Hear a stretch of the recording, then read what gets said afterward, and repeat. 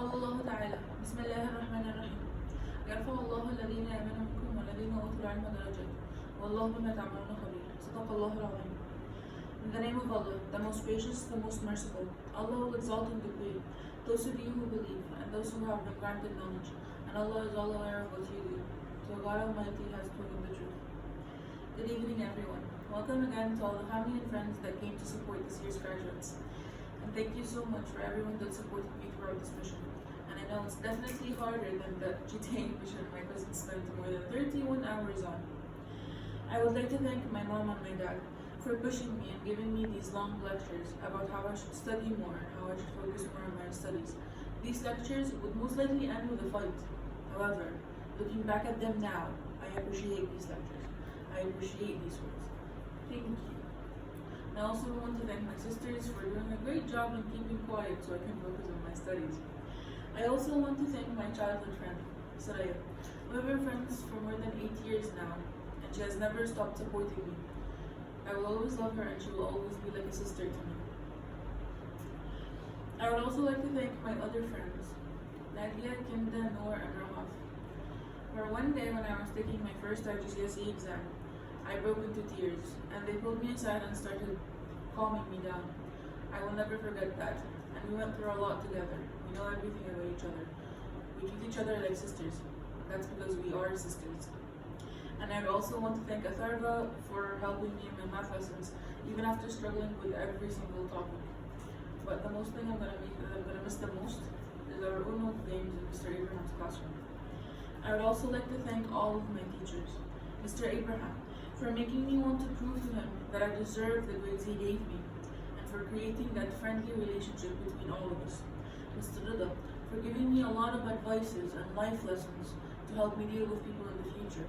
Shukran, Ustad. Mrs. Susan, for helping me and supporting me even after struggling with every single math topic. Mrs. Tessie, for spending a lot of time helping us understand the chemical aspects we have to know. And thank you for caring about our future. Miss Kathy, for all of these fun lessons we had. She used to throw jokes here and there, which helped us remember the information method. And by the way, your drawing is not that bad. Mr. Hazem, for encouraging me to write and express myself. And finally, Mr. Trevor, for actually allowing us to express our opinion and say our opinion on real-life pandemics and real-life situations. And thank you so much for improving my debating skills. And I would like to give a big thank you to everyone that has supported us throughout these past years, which made us the graduates we are today.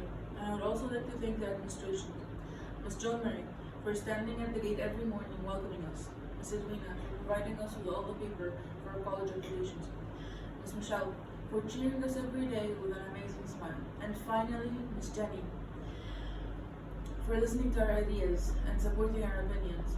And thank you so much for providing the opportunity of having a student council. And thank you so much for managing our Cambridge examinations. And thank you so much for doing a lot without expecting something in return. Until this moment, I can't get used to the idea that I will not be going to school anymore and that I will be attending college. I know it's a big transition for all of us. I know it's like going to a whole different world, not knowing what to expect and not knowing what will happen. I might be leaving the country in a few months, and just the idea of living alone is scary, it's terrifying me. However, I know I will succeed in it, because this is all I wanted since I was in middle school, and I know I will gain something good from that experience. I know that this year hasn't been the best for a lot of people around the world, where it started with the Australian forest fire, the riots happening around the world, and the famous corona that made us class of the quarantine and corona class. And then ending with the murder hornets. It's like it couldn't get any worse.